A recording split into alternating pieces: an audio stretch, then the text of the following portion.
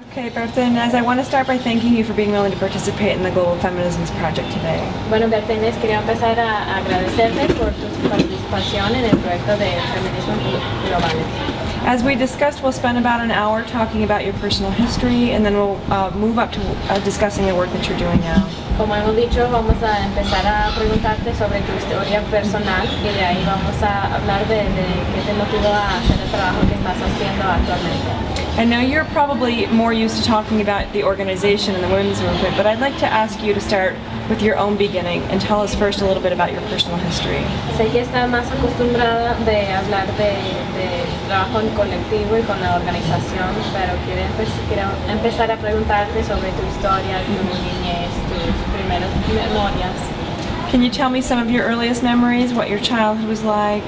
Sí, me pueden contar un poco de tu primera memoria, de cómo era tu niñez, Your family. tu familia. Bueno, para comenzar, yo nací en una familia I was born in a family. de padre con ideas comunistas o simpatías comunistas. Mi madre con ama de casa, My mother was a housewife, pero lectora but she was lectora de las cosas políticas, de salud, era muy lectora de issues salud. and with health as well. Y bueno, soy la única mujer And I'm the en only el seno del matrimonio de mi padre. woman of my Somos from my father. 5 hijos, There are 5 children. 4 varonillos. Yo vine en el primer parto con un varón, soy gemela con un varón. I'm a twin. Sí, y fue un embarazo cuando mi mamá me cuenta And when my mom que told yo me about pesaba pregnancy, 8 libras y media y mi hermano 9 libras y I media y was, decía, 8.5 pounds and my brother was que 9. aguante, cómo pudo soportar My mom said, I don't know how I tanto peso y su primer embarazo. and it's her first pregnancy. Terrible, para mí yo lo pienso que fue terrible, no, dice ella, yo andaba y ella hacía la labor de casa, le gustaba sembrar She liked to plant. y pues no se sentía mal del peso, dice, ya cuando ya íbamos ya por el octavo, el noveno mes, ya mi papá ya le ayudaba más But when as the months went on, porque my dad era said that bastante pesado para ella. it was a lot of weight for her. ¿Qué puedo decir de mi familia? Bueno, mi padre era huérfano My father was de a padre y madre. Cuando nació él, su madre murió con when he was su parto. born, his No mother conoció died. a su padre y su madre. He never got to know his mother. ¿Por qué cuento la historia de mi padre y mi madre? Porque tiene que ver mucho con mi vida. Has to do a lot- has a Uno lot to do lleva with my como no solamente el genoma, ¿verdad? Biológicamente, sino que también la historia, la memoria histórica de uno, el cuerpo, ¿verdad? But it's Sí. also about the history, Eh, about more than just Y our mi body. padre pues estudió en un colegio de monjes And in a nun school. y él pues no tuvo la oportunidad de continuar estudiando en la universidad como su hermano mayor, ¿verdad? Que es un historiador de Nicaragua, es un poeta muy reconocido, vanguardista, que estudió en Francia y él era el mayor. Cuando él estaba en Francia fue que murió su padre, es decir, cuando mi mamá pues era hija era hermana, tenía 9 hermanos, She had 9 brothers and sisters. eran 2 varones y 7 mujeres. 2 men and 7 women. Y en el caso de mi padre eran 5 hermanos, una mujer y 4 varones, más o menos con mi familia, ¿verdad? Men, just like my family. De pequeña pues me When I was decían, little, they used to tell me como era la única mujer, tú eres la reina de la casa. the only woman I had to Pero resulta que la reina de la casa la mandaban a lavar platos, la mandaban a arreglar su ropa, la cama, no, las reinas no trabajan, decía yo. They said, the men didn't ¿Por qué me work. mandas a trabajar si soy la reina de la casa? Me do all this work Es if que I'm las reinas modernas tienen que saber hacer de todo, tienen que estudiar, tienen que hacer cosas diferentes. Y mi papá pues, en el seno de la familia era muy unida la familia de mi padre. Él estuvo exilado, era antisomocista y anduvimos con él por Honduras, anduvimos en El Salvador en El Salvador. y él andaba con todos sus hijos juntos con mi mamá. Era increíble. Yo me crecí en un mundo político. En la familia, por ejemplo, mi padre era de simpatías, como decía, comunistas, socialistas. Tenía un tío que era conservador. Era diputado, fue diputado que le llamaban diputado zancudo porque pactaron con Somoza. Tenía otro tío que es el que estudió en Francia, verdad, que era simpatizante del fascismo, de Hitler. Mi tía que era maestra, entonces siempre había discusiones de literatura, de política. Yo era muy niña y yo me sentaba ahí, no me corrían de las conversaciones. Ahí estaba y yo escuchaba todo. Es decir, yo siento y pienso de que ese tipo de familia y de conversaciones de todas las tardes después del trabajo o de compartir el almuerzo todos juntos, ¿verdad? Los hermanos de mi padre, mis primos y todos, eran discusiones increíbles, pues eran grandes contradicciones, ¿no?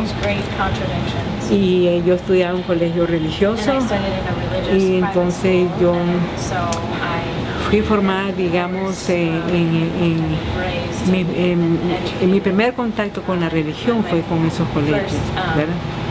Y era un poco raro, pues, porque en la casa hablábamos, mi papá no creía en la virginidad de María, cuestionaba la virginidad, yo escuchaba todo eso, mi tía defendía que la virginidad. Yo crecí en ese mundo de grandes contradicciones de ideas, ¿no? Me llenaron, digamos, de muchas inquietudes. Me acuerdo que nosotros vivíamos, ya cuando regresamos a Nicaragua, nos instalamos en un barrio llamado San Sebastián, que era un barrio muy populoso y muy fuerte, ¿verdad? Donde la gente era antisomocista también en ese barrio, aunque había gente que era somocista también. Y ahí es donde hubieron las primeras grandes manifestaciones, ¿verdad?, contra Somoza en tiempo de elecciones, y yo me sentaba en la acera de mi casa para ver todo el movimiento de los que iban a votar, y yo quería votar para votar en contra de Somoza, pero no podía votar porque era menor de edad. Y ahí fue la primera vez. What years were these that you ¿En qué año fue eso? Eso fue como en el 67 por ahí. 67. And what year were you born? ¿Y en qué año naciste? Yo nací en el 48, yo tengo hoy, voy a cumplir este 24 de julio 63 You años. turned 63 this year. Bastante 24th of July. tiempo pasado sobre mi vida. Things happen in my life. Y ahí donde vi por primera vez cómo la Guardia Somocista asesinó a un hombre Assassinated a man. alto que era de nuestro vecindario y era opositor. And he was an opposer. Y me impactó profundamente porque el hombre venía corriendo y el amigo de él venía corriendo y los dos guardias venían tras de ellos. Guardia was running. Entonces el amigo alto le puso el pie al guardia para que no capturara a su amigo. El guardia cayó, se levantó furioso y le disparó con una bala de Garand. El Garand le hizo un hoyo aquí y le abrió toda la espalda. Yo vi cuando la espalda explotó. Eso marcó mucho en mí, mucha rabia, mucho antisomocismo, ¿no? ¿Sí? Y tuvimos varios días sitiados ahí en el barrio, que no podíamos salir del barrio porque la guardia estaba rodeado, todo el barrio estaba rodeado, la guardia con tanquetas, pasaban aviones, avionetas, ¿verdad? Y la gente estábamos en la calle, y los hijos y los jóvenes en la calle, y los padres nos volvían a meter y nosotros salíamos a la calle. Fue de mucho impacto, pues. Entonces creo que eso es lo que hizo en mí ese sentimiento profundo antidictadura. feelings. Y vamos a ver cómo al tiempo de hoy tengo ese sentimiento tan profundo ante dictadura que rechazo lo que está pasando Deep hoy.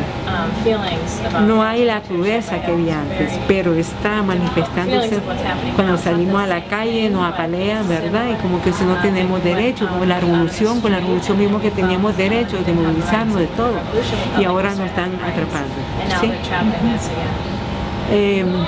Bueno, eso es la parte de la motivación política por la época en que está el país, ¿no? Political. Había mujeres que se metían, había mujeres que estaban allí, ¿verdad? Y esas mujeres a mí me llamaron la atención. Women caught my Y attention.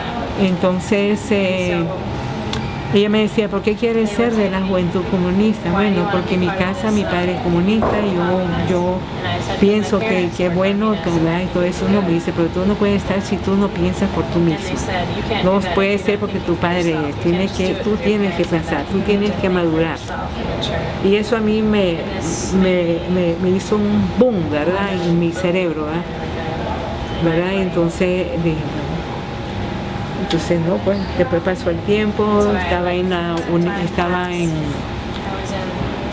en secundaria, estaba second como en quinto año. in my fourth or fifth year. Quinto año. Estaba estudiando en la Pastora, entonces habían grandes manifestaciones, Manifestation protests. denuncias grandes, ¿verdad? Por ejemplo, Dori María Tijerino. Yo la quería conocer porque ella cayó presa, ¿verdad? Yo no la conocía, cayó presa y para mí era como un gran ejemplo de mujer, Example of this woman. ¿verdad? Porque ella cayó preso estando en una casa con Julio Buitrago, ¿verdad? Que eran del Frente Sandinista. Yo ya empezaba a tener cierta simpatía con esas ideas del Frente Sandinista, aunque el Frente Sandinista no se miraba por ningún lado, pero se escuchaba, Because ¿verdad? Entonces era una cosa como misteriosa y llamativa para los jóvenes. Entonces cuando pasó por el colegio estaba en el segundo o tercer piso y salí corriendo a ver y le dije al compañero, iba Dori Tijerino, es una heroína. Yo no sé dónde saqué tanta cosa. where I came up Y todas las compañeras salimos a verla, y la monja asustada, entre niñas, entre niñas. Y a mí esa fue otra persona, digamos, que impactó mucho en mi vida. ¿Sí? Y colegio, voy a la universidad school, went to y university. me voy a matricular. Pues me da risa contar esto porque me voy a matricular para esta universidad y yo quiero ver cómo yo me puedo inscribir en el Frente Sandinista. El Frente Sandinista era clandestino en esa época, pero en mi inocencia del peligro, ¿verdad? Entonces yo voy a una oficina, yo pregunto a un profesor barbudo, ¿verdad? Que veo barbudo, la barba era símbolo revolucionario. A symbol of the Son cosas así, el Che y todas estas cubanas y todas estas cosas. Y resulta que le digo, ¿dónde queda la oficina del Frente Sandinista? Y me dice el profesor, no pregunte eso en público. Aquí no hay oficina del Frente Sandinista. No, usted puede ir al CUN, que es de movimiento estudiantil. Entonces toco la puerta del movimiento estudiantil. Yo quiero ser de Frente Sandinista. ¿Cómo hago para ser de Frente Sandinista? Y todos los compañeros se quedaban asustados. Recuerdo en esos jóvenes estaba Edgar Runquilla, estaba Bayardo Arce, el comandante Arce, ¿verdad? Después con la revolución. Estaba Hugo Mejía y otros compañeros, pues, y todos decían, no, aquí no es nada del frente, aquí somos la dirigencia del movimiento estudiantil. ¿Verdad? Después cuando ya me conocieron se reían de mí, ¿verdad? Y como eras como loca que me quita a la oficina preguntando si te podía inscribir en el Frente Sandinista cuando era clandestino. Ya pues yo entendí cómo era el asunto, ¿verdad? Then I later learned about it. Y ahí estuve, pues, ¿verdad? And so then I was there. Después tuve presa momentáneamente, de noche, de algunas horas, cuando hacíamos grandes movilizaciones del FER, ¿verdad? El Frente Estudiantil Revolucionario, pidiendo por los presos políticos no más tortura, ¿verdad? Que lo hagan en libertad y todo eso. Y recuerdo que aquí era la aviación, que aquí ahora es la Jack Delgado. ¿Cómo es la vida? Y ahora son mis vecinos. Y resulta que ahí estudié varias veces, pues, pero nunca estuve presa 3, 4, 5 meses, un año, nunca. Pues. Estuve así días, pasamos 2, 3 días presas, después los rectores de la universidad venían a hablar, ¿verdad?, para la libertad nuestra, que éramos jóvenes y todo eso, y después salíamos. Pues. What were you studying in university? ¿Qué estaba estudiando en la universidad? Yo estaba en ciencias yo en ese año estaba en el básico, cuando yo entré a la universidad, que es el año básico, que es cuando uno entra a la universidad como la preparatoria de la universidad. Bueno, ahí fui desarrollándome en la vida política del FER, íbamos a la fábrica, íbamos a los barrios y a entregar las volantes del frente, los comunicados del Frente Sandinista, hacíamos mitines en la noche en los barrios, en todos estos barrios, ¿verdad? Y entonces la gente colaboraba, de que si venía la guardia nos avisaba y nos escondíamos en las iglesias o en una casa, ¿no? Estando después antes del triunfo de la revolución, me tocó que decidir un autoexilio, porque yo ya tenía un hijo, ¿verdad? Un hijo que fue producto del romanticismo de los grupos revolucionarios, ¿verdad? Entonces yo conocí a un joven guatemalteco que había estudiado en Checoslovaquia, él era físico matemático. Nos enamoramos, pues, esos amores estudiantiles, ¿no? Él profesor ya graduado, yo estudiante, pero no me daba clase, ¿no? Nos enamoramos y con el tiempo quedé embarazada a los 24 años. ¿Por qué menciono 24 años? Mi mamá me tuvo a mí a los 28 años. Una cosa muy rara en esa época, porque las mujeres parían muy jóvenes. Y mi mamá se casó y se embarazó a los 28 años. Entonces vengo de una experiencia materna, digamos, de una maternidad un poco más, no tan joven. Y aunque ustedes digan 24 años jóvenes, sí, pero en Nicaragua, en contexto, me decían, ¿qué pasó? ¿No vas a tener hijos? ¿No te vas a casar? La presión social, ¿verdad?, es fuerte. Pero decidí, pues, como decía, autoexiliarme y hablé con unos compañeros del frente, ¿verdad?, porque sentía mucha presión, mucho miedo, estaba aterrorizada. Me quería ir a la montaña no nos llevaban, ¿verdad?, porque no, pues había que hacer labor en la ciudad. Y estando en Suecia empezamos a fortalecer los comités de solidaridad con la lucha del pueblo de Nicaragua. Ahí estuvimos trabajando, logramos que Olof Palme fuera el presidente honorífico honorable del Comité de Solidaridad y otras personalidades suecas que eran socialdemócratas. Hicimos mucho trabajo a nivel de Europa, organizamos congresos, ¿verdad?, de solidaridad, y después ya con el triunfo de la revolución pues decido venirme. A mí me dicen que me quede para ver cómo ayudamos a formar la embajada, pero yo no me quiero quedar. Y me vine y aquí pues ya me integro. Entonces me integro y quiero trabajar en la reforma agraria y hago un curso intensivo para conocer más de las reformas agrarias en el mundo, de China, de Francia, de Chile, de Guatemala, de Jacobo de In the Arbenz. early 80s. En los 80. Sí, al inicio, porque yo vengo aquí en noviembre del 79. Vengo cuando se hacía el primer homenaje público y masivo a Carlos Fonseca Amador. Y yo me integro a ese homenaje, bajando del avión me integro. Y entonces trabajamos en la reforma agraria y estuvimos en capacitación, me nombraron responsable de capacitación del instituto en la ciudad de Arriba, porque voy a trabajar arriba, ¿verdad?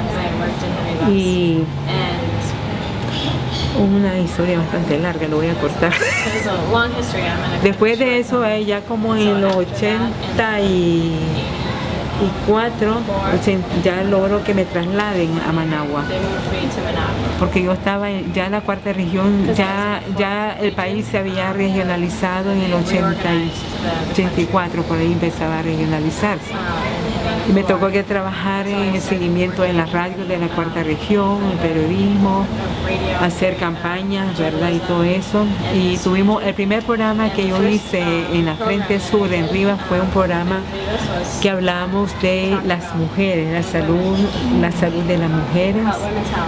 Y hablamos del aborto, porque yo venía, recuerden, de Suecia, entonces yo allá tuve la oportunidad de conocer, ¿verdad?, cómo las mujeres se manejaban en su sexualidad, eran muy libres, aquí decían libertina, decimos aquí, ¿verdad?, pero yo digo, eran libres, ¿verdad? Tenían experiencias sexuales antes de casarse, era todo lo contrario en Nicaragua, porque si uno tenía experiencias sexuales antes de casarse, en el entorno que me tocó a mí pasar mi juventud, era el escándalo social, ya era lo normal, entonces a mí me inspiró, pues, cómo las mujeres suecas realizaban su vida, ¿verdad? Que no tenían hijos tempranos, a temprana edad, no andaban preocupadas de tener hijos, ¿verdad?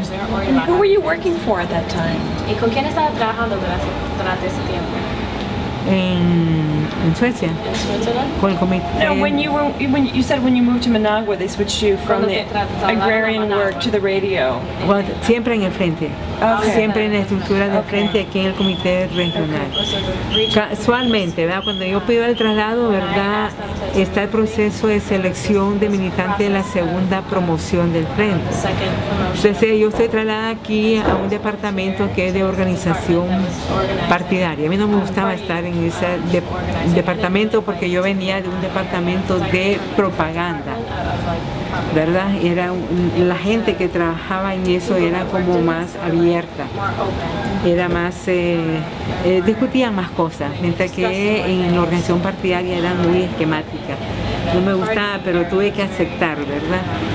Y ahí es donde hice mi primera experiencia de integrar en las preguntas para que los comités de base evaluaran a los posibles seleccionados para militantes. Ahí me introdujo la pregunta cómo se relacionaba con su compañera, si le pegaba a su compañera, si la respetaba, si no le prohibía participar en política, porque yo miraba que había muchos militantes que ellos eran grandes militantes, pero no permitían que las mujeres participaran en la política con el Frente Sandinista. Entonces hice muchas preguntas de ese tipo. Entonces mi jefa inmediata del DOR me dice, no te lo van a aceptar. Bueno, pero yo argumenté, ¿verdad? Y hubo una discusión en el departamento en donde las preguntas eran dirigidas a cómo eran las relaciones prácticamente entre hombres y mujeres. Para mí era importante que fueran valorados, quizás no para medir que si era aceptable ser militante o no, sino que como mecanismo o forma de reflexión que empezaran a pensar los hombres, ¿verdad?, que sus relaciones con las mujeres tenían que ser diferentes, ¿verdad? Yo me recuerdo que entonces discutimos y una psicóloga ahí y dice, no, estas preguntas son buenas, son excelentes, dice que, entonces me dice, bueno, pues que lo vaya a discutir ella con el comité regional y sí, yo sola, no me acompañé el equipo, yo sola, yo me fui sola. Entonces yo presento mi propuesta, las preguntas, las argumentos y todo. Y me dice ese entonces, que era el secretario político, Carlos Carrión, me dice, pero con esas preguntas nadie va a ser militante del frente. Qué pena, le digo yo. Pero hay que reflexionar, que hay que cambiar esa manera de comportarse con las compañeras y con las hijas y los hijos. Y no pasó la propuesta. O sea, yo siento que fue mi aporte inspirado en mi intuición, en lo que yo había visto y leído en la realidad. Yo miraba, por ejemplo, en el área rural de la cuarta región, cómo los hombres le pegaban a las mujeres quemadas. Y eso era como un ciclo, era como algo que se reproducía, niños que eran castigados quemándoles los pies porque se iban lejos. O, por ejemplo, niñas que le quemaban sus partes porque se orinaban. Entonces eso a mí me impactó mucho, cómo puede ser posible que haya tanta crueldad en las relaciones.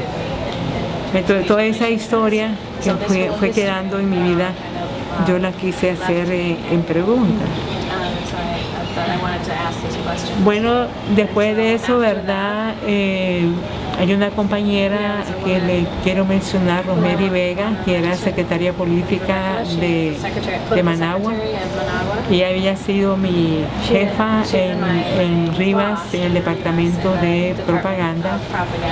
Ella, el Frente la nombró como coordinadora de ANLAE en Managua, porque el Frente decidía que iba a ser la coordinadora de las organizaciones de masa, que le decíamos en ese tiempo. Y ella me llama y me dice que ella quiere que trabaje con ella. Que trabaje con ella, Were you ¿verdad? already a member of AMLI? También En era AMLAE. miembro de En ese año, a mí en el 86, creo que 86, 87, 86, 87, 87. ella me integra, ¿verdad? Me dice, a mí me gustaba trabajar con ella porque era bastante amplia, platicábamos mucho, conversábamos mucho, algunas cosas coincidíamos, otras cosas no, ¿verdad? Pero una mujer que yo conversaba con ella, era Can you más. tell us briefly for viewers outside what AMLI means? Si nos puede contar para los que están mirando eso, de qué significa AMLAE, qué era. Era la Asociación de Mujeres Nicaragüense Luis Amanda Espinosa. Esta surge ya con el triunfo de la revolución, ¿verdad? Porque anteriormente había una organización que se llama Asociación de Mujeres ante la Problemática Nacional. Entonces, cuando triunfa la revolución, cambian el nombre y le ponen el nombre de una mujer mártir, ¿verdad? De la revolución. Esto es en Managua. Y entonces me pide que le haga un plan de capacitación para las líderes de AMLAE y a ver cómo las líderes lo pueden reproducir en los barrios. Y hacemos el plan de capacitación, ella me lo aprueba, pero había resistencia de las líderes, porque ellas estaban acostumbradas a trabajar temas más de la política del partido. Por ejemplo, AMLAE se dio la tarea, por ejemplo, de hacer las mochilas de los movilizados, ¿verdad? Tanto en la reserva como en el servicio militar. Esas eran las labores que hacía AMLAE, ¿verdad? Entonces nosotros decíamos, bueno, pero que AMLAE tiene que transformarse porque tiene que hacer una política más de derechos de las mujeres, ¿verdad? Y empezar a tener una política propia, independiente del partido, porque ya estamos en otra época. Y ahí hubieron grandes contradicciones. Bueno, había resistencia, entonces hay cambios de líderes en los territorios de Managua, y a mí me dan la responsabilidad de trabajar en el Distrito 5, y ahí había un trabajo, digamos, más de madres de los mártires, pero no había trabajo con la problemática de la mujer, y ahí en ese distrito fue difícil, había mucha resistencia de la líder. Después lo discutimos en AMLAE y vimos, bueno, la resistencia, porque la resistencia sí es una cosa que nos favorece como mujeres para avanzar. Pero también creo que había cierta expectativa de perder status quo también, ¿verdad? En ese sentido. Después me pasan el Distrito 4 a trabajar. Y yo, la misma compañera, yo asumo esto. Después hay cambios de dirigencia regional y hubieron varios cambios, ¿verdad? Después nosotros trabajábamos sin recursos, es decir, AMLAE no nos daba recursos para el trabajo en los territorios. Nosotros teníamos que buscar los recursos. Y en este sentido, nosotros aquí en el Distrito 4, yo me integré en la estructura del partido aquí, pero quería hacer entender que yo no tenía por qué estar trabajando con las líneas del frente aquí en el territorio, sino que nosotros teníamos nuestras propias líneas y queríamos integrarlas a las líneas para el partido, pero respetando nuestras propias líneas de acción que sea dentro de la mujer. Lo aceptaron diplomáticamente, pero en la práctica nada. Pues con el tiempo tuvimos discusión, ¿verdad? Fue la asamblea de AMLAE para un 8 de marzo, entonces habíamos 3 territorios que compartíamos el trabajo de profundizar el trabajo de la violencia contra las mujeres, de profundizar las líneas de cómo el trabajo de la realidad de los embarazos que eran impuestos por violaciones, que eran impuestos porque el hombre decidía y no la mujer no decidía, ¿verdad? Entonces compartimos con estas tres líderes, ¿verdad? Y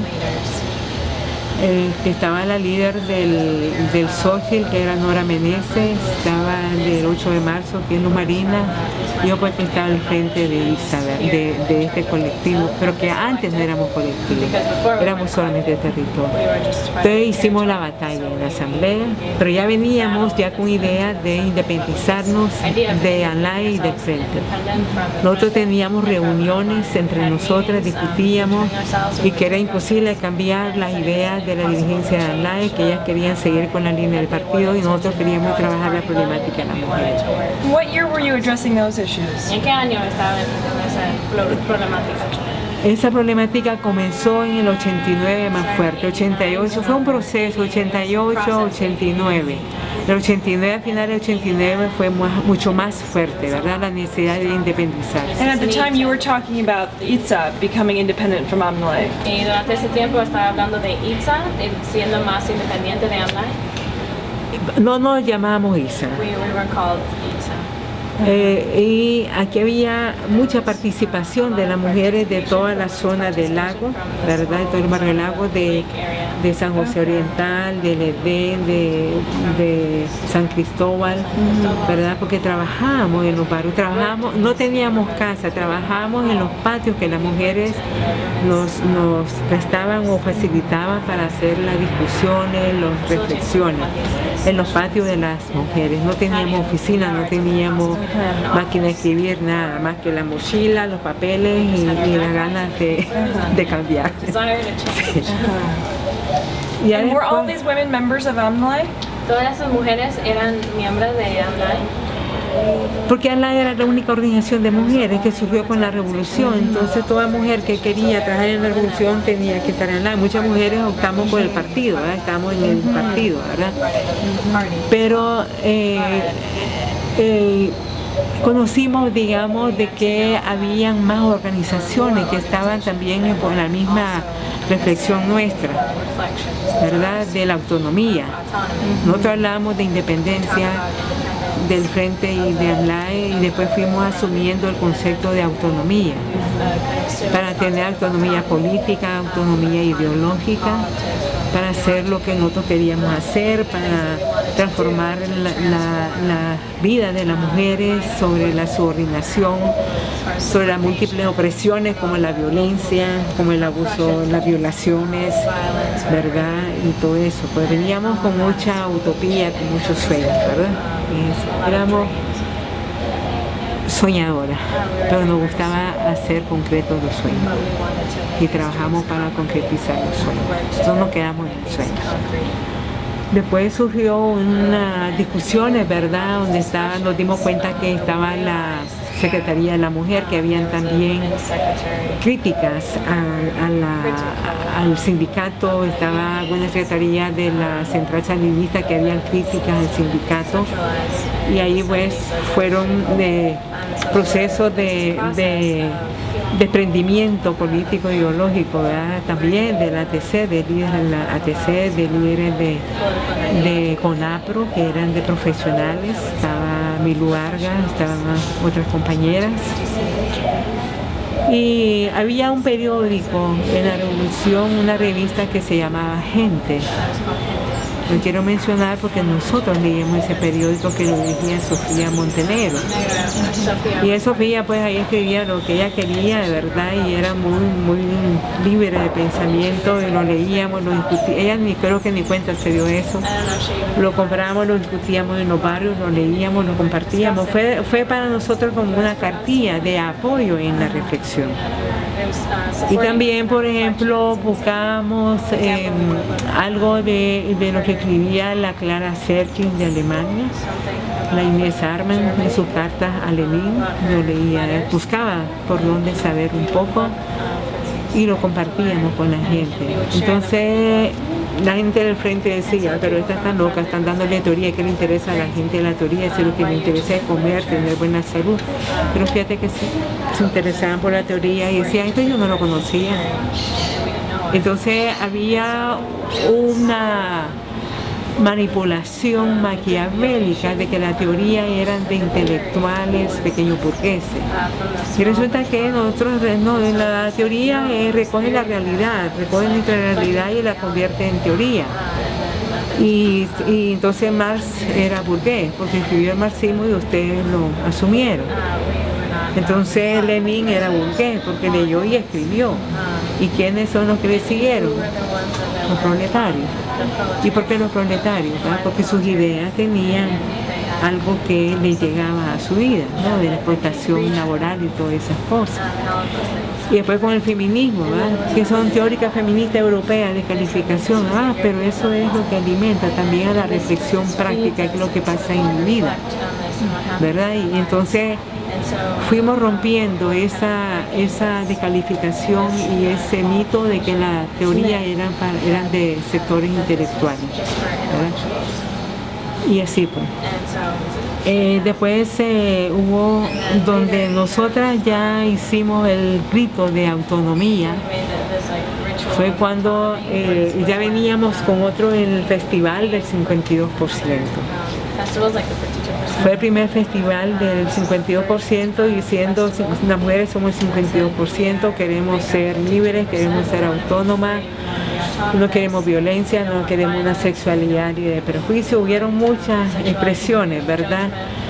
Y ahí estuvimos nosotras, organizando y participando y celebrando esa manera de haber decidido esta autonomía.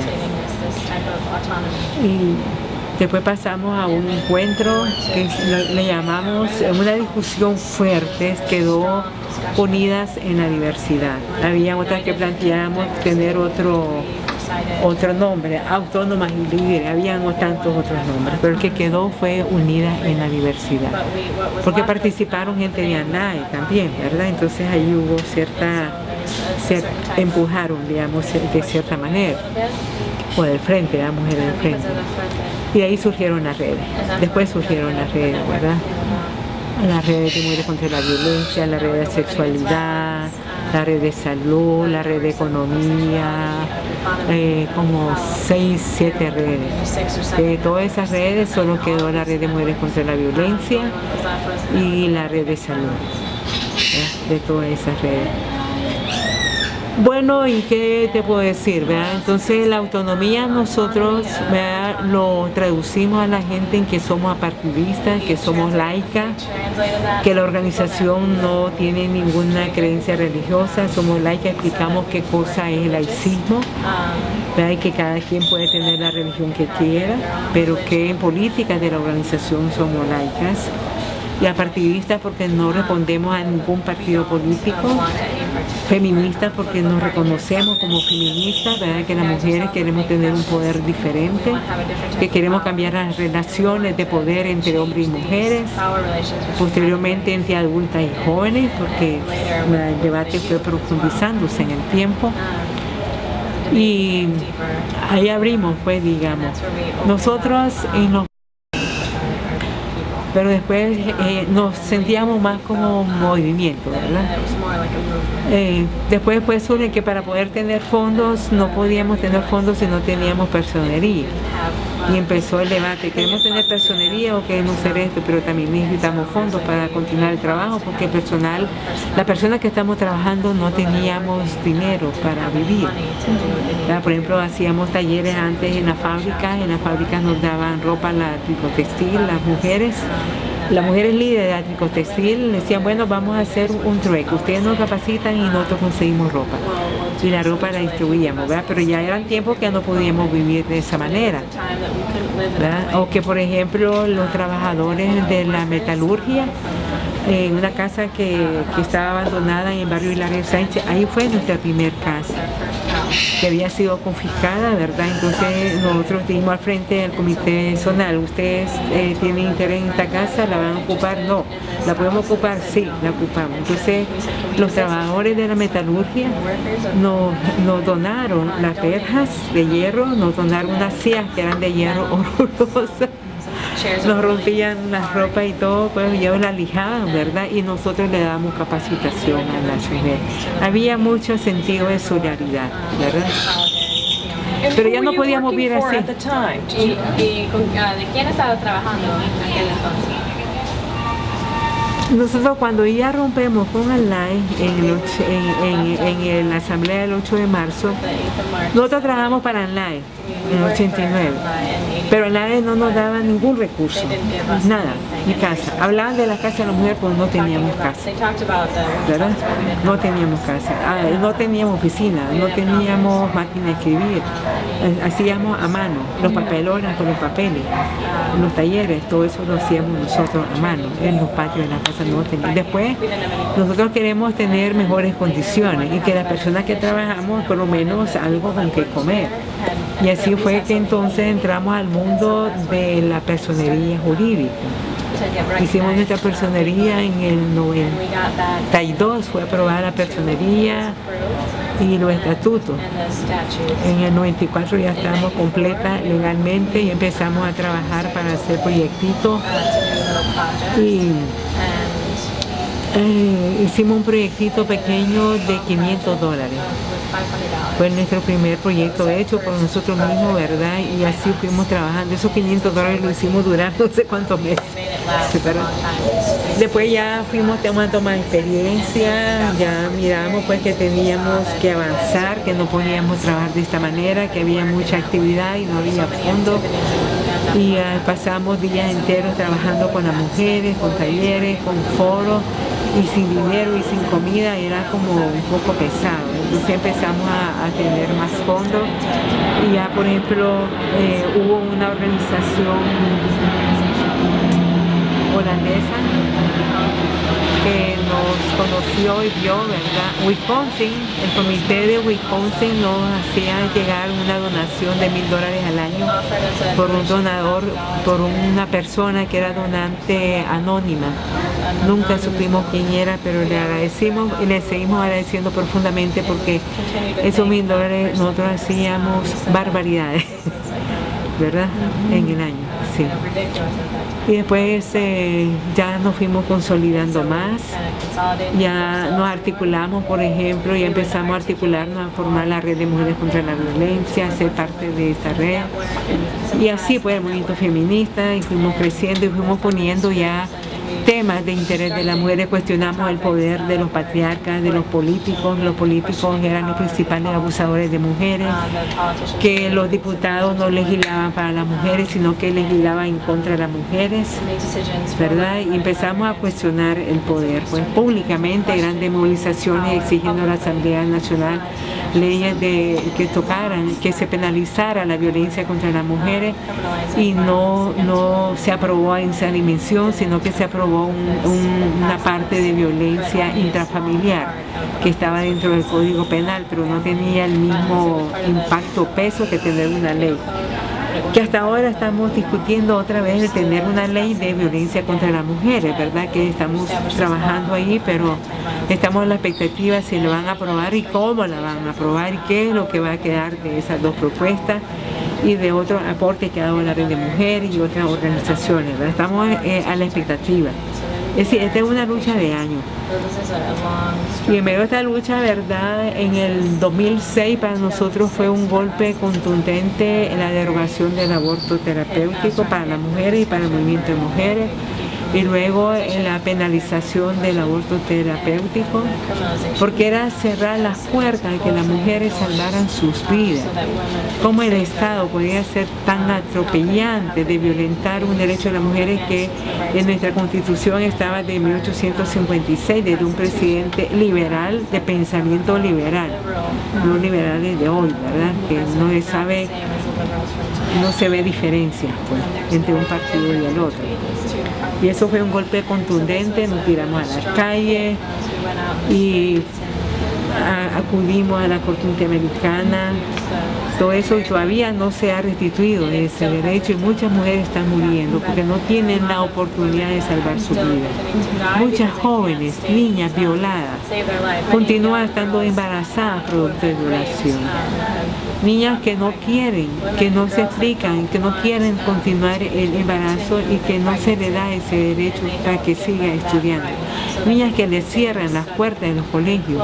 Hay una insensibilidad. niñas que el Ministerio de Salud no le dan una atención especializada para la problemática de ellas. Entonces, como que el poder patriarcal cerró filas en contra de los derechos sexuales y reproductivos de las mujeres. Tenemos casos en Somoto, logramos tener un albergue para mujeres víctimas de violencia. En el departamento de Madrid es el único albergue y la única organización, ¿verdad?, que estamos presentes en la defensa de los derechos de las mujeres. Esto lo logramos en apoyo con ACSUR, ¿verdad?, de Fondo de la Cooperación Española. Hemos tenido niñas albergadas, violadas y con niños, producto de violación. Bertha, can I switch gears a little? Bueno, Colectivo Mujeres ISA empieza, como te digo, en los 89, 90, 91, ¿verdad? Éramos grupos de mujeres, un grupo de mujeres, ¿verdad?, de los barrios que nos decidimos, ¿verdad?, a hacer un trabajo ya muy colectivo, ¿verdad?, del trabajo con las mujeres.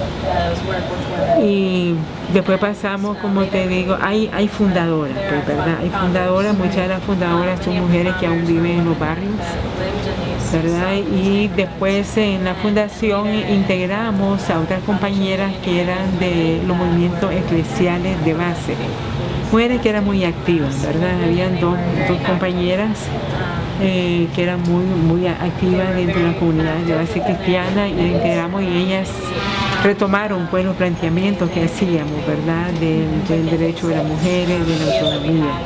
Ellas se fueron integrando, pues. Después ya el colectivo, ¿verdad?, ya va pensando en que estamos levantando muchas expectativas y el Estado no da respuesta. Por ejemplo, empezamos a ver cómo teníamos una oficina para apoyar legalmente a las mujeres, cómo ir viendo posteriormente a la salud, integramos posteriormente el área de salud, ¿verdad? Pero la primera área que funcionó es lo del área de educación, ¿verdad?, el área de educación, y que después le llamamos el área de formación feminista y organización en la comunidad. Lo estoy llamando de esa manera ya para dejar más delineadas las áreas del colectivo, porque antes todos hacíamos de todo, entonces no podemos seguir así, tenemos que hacer una división, quién se encarga de qué, ¿verdad?, y cuántas personas, ¿verdad?, y así pues fuimos reorganizando, ¿sí? Te quiero decir que la casa original había un proyecto que presentó la comandante Doris Tijerino, que había sido coordinadora en ese momento, y nos pidió la casa porque ella había hecho un proyecto para una clínica de la mujer obrera, pero no nos preguntaron a nosotras, porque nosotras habíamos tenido esa casa en una conversación con el secretario político de la zona y habíamos hecho algunas mejoras mínimas. Entonces entré en la casa, como que entré en la casa, esta casa no es de nadie para que me diga que no sé. Pero como ellos ya tenían el dinero, entonces negociaron con nosotras y nos dijeron, bueno, hay una casa que te la que puedes verla, pues si te gusta. Yo no creo que no te guste, dice, porque bien así, bien muy directa, ¿verdad? Venimos a ver con las mujeres, invadimos aquí y vimos, pues sí, vale la pena. Nada más que aquí era diferente, había una entrada toda como rara, pues la entrada, ¿verdad?, que no se miraba de ella para acá. ¿Ya? Entonces, bueno, pues la tomamos, pues, y ya quedó de darnos los documentos hoy y no hemos recibido los documentos, pero aquí estamos. Entonces gestionamos que esta casa pasara a nombre nuestro como colectivo. Estamos la Oficina de Ordenamiento Territorial dijo que sí, que nos pertenece, pero que iban a ver, porque era un área mayor a los 100 metros, y que iban a ver si nosotros pagamos, porque era mayor de 100 metros, pero todavía eso está parado, ¿verdad? Y estamos trabajando aquí, pero esto tenemos derecho de posesión, ¿sí? Eso estamos seguros. Y what are some of the current issues that Colectiva ITSA is working on? ¿Y cuáles son algunas de las problemáticas que está enfrentando el colectivo hoy en día? Estamos como al comienzo, con los fondos. tenemos grandes limitaciones de fondo porque en Nicaragua la cooperación se ha retirado, ¿verdad? Por todo el desarrollo político del país, el que era la institucionalidad democrática y porque también algunos donantes han priorizado otras zonas del mundo, ¿verdad? Estamos So we're working.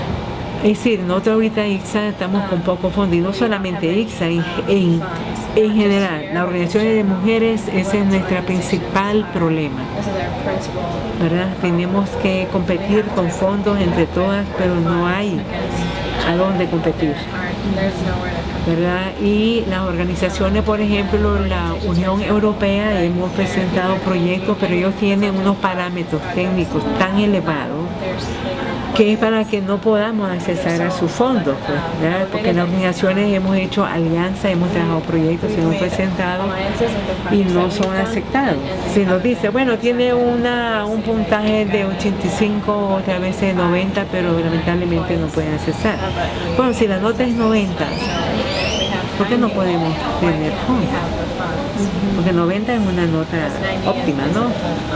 No es una nota baja. Sí, entonces la UE es un espacio de fondos que tiene muchos fondos, pero que a las organizaciones de mujeres se nos hace difícil entrar. It's very difficult. No tenemos fondos ahí. Y son los que tienen mucho dinero, ¿verdad? Y trabajan los temas, dicen derecho de las mujeres, pero las mujeres que trabajamos derecho de las mujeres no tenemos no podemos acceder a esos fondos. Is the collective active on the femicide bill? Está trabajando con el femicidio, la ley del Por supuesto, nosotras nos integramos con 18 organizaciones y con el movimiento María Elena Cuadra y trabajar la propuesta, pues, ¿verdad?, de una formulación de ley, ¿verdad? Porque la ley la veníamos pidiendo desde 1994, la venimos demandando y quedó en violencia intrafamiliar. Y ahora pues estamos en la expectativa, estamos trabajando aquí también. La red de mujeres hizo su discusión sobre esas dos propuestas, sobre la propuesta aquí, sobre la Corte Suprema, la doctora la maestra. Can you tell me how the femicide law is different from the family violence law from the 90s? ¿Me puede contar cómo la ley de femicidio cómo es diferente que la ley de interfamiliar? Intrafamiliar quedó como un artículo dentro del Código Penal. Entonces tiene una conceptualización de la violencia en el seno de la familia. No refleja las relaciones de poder entre hombres y mujeres como lo queremos reflejar en una ley de violencia contra la mujer y el femicidio, porque el femicidio es producto de esa relación de poder, de ese control que los hombres tienen, y cuando ellos sienten que pierden el control, matan, asesinan a las mujeres. Entonces esa es la gran diferencia. ¿Que cómo va a quedar? Estamos en la expectativa y estamos exigiendo que retomen todos los aportes que han dado las organizaciones, ¿verdad?, para que eso sea retroalimentado, sí, porque sí es urgente. Cada día en los periódicos aparecen mujeres asesinadas por los hombres. Ayer salió en la radio, en los periódicos, una mujer que fue asesinada en Ciudad Sandino por su pareja, solo porque pasó un hombre y le pidió agua y le dio el agua. Me dice, así te quería ver. Y la mató porque le dio el agua al hombre, porque él sospecha de todo hombre que pasa por ahí. Igualmente que el día anterior, en otra comunidad de Chontales, de esa zona, la mató a martillazo. Entonces, día a día están apareciendo, y en estos meses han sido más terribles los asesinatos de mujeres. Entonces, necesitamos que los legisladores no politicen en medio de este proceso electoral esta ley, porque siempre pasa eso. Así fue con el aborto terapéutico, fue un proceso electoral en donde el Frente Sandinista pactó con los partidos, pactó con la iglesia y derogaron la ley del aborto y la penalizaron. Entonces no queremos que ahora pase esa cosa, no queremos que la ley sea minimizada, ¿verdad? Queremos que la ley sea contundente para poder dar respuesta a que separe los feminicidios en este país. Cada vez son más cruentos, son más crueles. los asesinatos. Las violaciones de niñas, por ejemplo, en el país es fuerte. En el departamento de Madrid, donde tenemos este albergue, es un flagelo la violación de niñas y niñas que quedan embarazadas. Y un Ministerio de Salud que le obliga a la niña a dar lactancia materna. ¿Cómo puede obligar un ministerio a una niña que fue violada, que queda embarazada, obligarla a dar lactancia cuando ella siente un rechazo profundo? Y no es culpa de ella, es culpa del violador. Entonces la cuestionan a la niña, pero vos sos la mamá de él. Pero es que yo no quiero ser mamá. Entonces hay grandes contradicciones en la vida de esta niña. Y nosotras a esa niña que tenemos en el albergue ahorita, le dijimos no estás obligada a darle leche materna. No estás obligada a tenerlo. Le dimos puedes darlo en adopción. Pero la mamá de ella, ¿verdad?, que es la que tiene la potestad, decidió criarlo ella. Pero esta niña cuando salga del albergue va a encontrarse con esta realidad. Y esta niña logramos con el colegio de que continuara los estudios. Pero es un caso particular. Las niñas que quedan embarazadas producto de violación no regresan a la escuela. ¿Qué hace el gobierno? ¿Qué hace el Ministerio de Educación con estas niñas?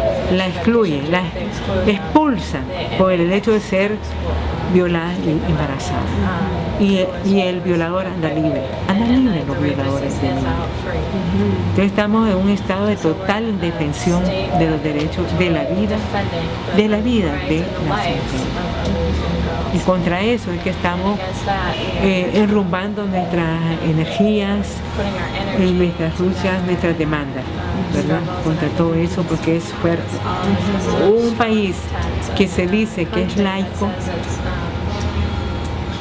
rompe el espíritu de la Constitución a aprobar leyes de carácter religioso.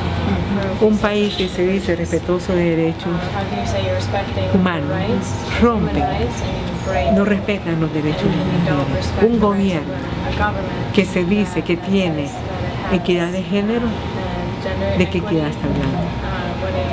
Cuando la equidad se tiene que mostrar concretamente, en hechos concretos, en políticas, programas y presupuestos concretos. Entonces pero no queremos de que el Estado no tenemos confianza por la historia. Entonces hay que batallar, hay que seguir luchando. Can you talk about the role of La Boletina in the struggle? Nos puede contar del papel que tiene la boletina en esta lucha. But can you back up and first tell us your role in the creation of La Boletina? Pero introducir un poco y hablar de tu papel en la creación de la boletina. No, yo no tengo ningún rol en la creación de la boletina. La boletina es de punto de encuentro, ¿verdad? Que fue el que creó esto. Nosotros lo que hacemos es utilizarlo como una herramienta para reflexión con las mujeres en los barrios, en los talleres, o las mujeres la estimulamos a leer. Entonces la manera en cómo está escrita facilita y anima a las mujeres a la lectura. Nosotros como ICSA hemos producido otras revistas. Por ejemplo, tenemos una revista que, nuestra primera revista así, o cartilla, pues, es El alboroto del aborto. A propósito, ¿verdad?, de esta época en que se penalizó. Es una revista que da ideas, que da luces a las mujeres, ¿verdad?, porque estamos en contra de que se haya penalizado. También cuestionamos el rol de la Iglesia. También hemos producido otras cartillas como el abuso sexual, donde hemos desarrollado y hemos reflejado las dinámicas de este abuso sexual. Y esta revista o esta cartilla ha sido utilizada por profesoras en los colegios, por líderes, por promotoras. Incluso nosotras hemos logrado, fue como una herramienta que nos permitió entrar a algunos colegios, algunas escuelas, para que el profesorado conozca la dinámica de este abuso y que pueda detectar y que pueda referir, que pueda apoyar, que asuma su responsabilidad como centro de estudio, ¿verdad? Tenemos otro que es muy bonito, que gustó mucho, que ha trascendido hasta Guatemala y que nos expresaron que era muy lindo. Es una cartilla que hicimos sobre la génesis de la subordinación de las mujeres. Y un subtítulo le pusimos La jugada que nos hizo la historia a las mujeres. Se representa como una historieta tipo Paquín, pero con contenido de cuestionamiento, y se va reflejando cómo era en la época primitiva la vida de la mujer más en colectivo, y cómo después en el tiempo se fue privatizando el cuerpo y la vida de las mujeres en la historia. Y después, ¿verdad?, vamos como las luchas de muchas mujeres en esa historia, ¿verdad? Vamos reflejando eso, vamos reflejando, ¿verdad?, las luchas de lucha, por ejemplo, el derecho al voto, cómo fue el derecho a ser madre o no ser madre. No estamos obligadas a ser madre por el hecho de ser biológicamente mujer, biológicamente con capacidad de producir hijos o de reproducir hijos, que es una decisión propia de cada mujer. Entonces fuimos haciendo todo ese análisis, vean, en figuritas ahí muy simpáticas, pues. Entonces esa revista, esa cartilla nos llena de orgullo, ¿verdad? Porque después de tantos años de trabajo logramos hacer algo que quede ahí físicamente, ¿sí? Y son utilizadas, digamos, una compañera que se lo llevó a Guatemala en comunidades indígenas, y le gustó mucho por la figura, porque ellas se sintieron identificadas también. I'd like to switch gears and ask you about the role of feminism in all these years of struggle for you. Quiero cambiar un poco y preguntarte del papel del feminismo para ti. What does feminism mean to you? ¿Qué significa el feminismo para ti? Pues para mí ha significado como cuestionar el poder de los hombres, cuestionar el sistema en sí, ¿verdad? Porque eso uno lo va viendo en un proceso de la vida, ¿no? No es de primera instancia, sino que uno va reflexionando, va pensando, va comparando con la vida, va comparando con las políticas del país. Entonces es cuestionar todo el orden social establecido, donde los hombres son el modelo, digamos, de la humanidad, y son los que tienen el poder en la casa, en la pareja, y que se atreven a ser abusivos porque el sistema se lo garantiza, que no les pase nada. El feminismo rompe contra esa tradición de control de los hombres sobre las mujeres. Para mí significa una filosofía de liberación, una filosofía de liberación a nivel personal, porque la liberación no la vemos allá, a las otras gente, la vemos a nivel personal, y también en las mujeres como colectivo género, ¿verdad? Es por eso que se nos hace más fácil, digamos, articular acciones con otras organizaciones, porque sabemos que solas no lo podemos hacer, porque el sistema es tan fuerte, tan pesado, ¿verdad? Y para mí, por ejemplo, dentro del feminismo he conocido muchas corrientes feministas, ¿verdad? Y por ejemplo en Latinoamérica hay un feminismo que surge de la izquierda en Latinoamérica, y nosotros estamos cuestionando la izquierda. Para nosotros, nosotros decimos, dentro del movimiento autónomo de mujeres, la izquierda somos nosotras, pues estamos cuestionando poder, estamos cuestionando relaciones de poder, estamos cuestionando relaciones de opresiones, diferentes opresiones, si son mujer india, si son mujer negra, si son mujer mestiza, garífuna, mestiza, blanca, rica, pobre, estudiante, joven, o que no tuviste la oportunidad de estudiar. En todas usamos esa tragedia de la subordinación de las múltiples operaciones. Para mí el feminismo es esa manera de libertad de las mujeres. Las mujeres tenemos derechos de ser libres. Are you a feminist? ¿Y eres feminista? Soy feminista. En nuestra organización reconocemos que es una organización feminista, que somos laicas, que somos apartidistas. Y eso lo discutimos con el personal que entra, ¿verdad? Y que queden claros, ¿verdad?, de esa filosofía también, que más que una filosofía abstracta, es una filosofía que la concretizamos día a día, ¿verdad? Y una filosofía de vida para las mujeres. Porque así como los filósofos griegos hablaban de filosofía, las feministas han escudriñado que la filosofía de los hombres, en la filosofía no estaba. En su idea de los filósofos griegos, los franceses, esto no estaba la de las mujeres. Y las feministas son las que rescatan la filosofía, ¿verdad? Y son las que ponen el punto central de las relaciones de poder, el punto central de la opresión, el punto central en la salud y en la vida de la sexualidad de las personas. No esa sexualidad impuesta, relaciones sexuales, hijos, madre, si son mujer, o esa sexualidad impuesta, hombre, de mujer, rompe con ese esquema de la sexualidad, del erotismo. Por eso me apasiona, porque me permitió pensar, sentir y hacer mi vida sexual de manera consciente también, porque hay que tener mucha conciencia para hacerlo de manera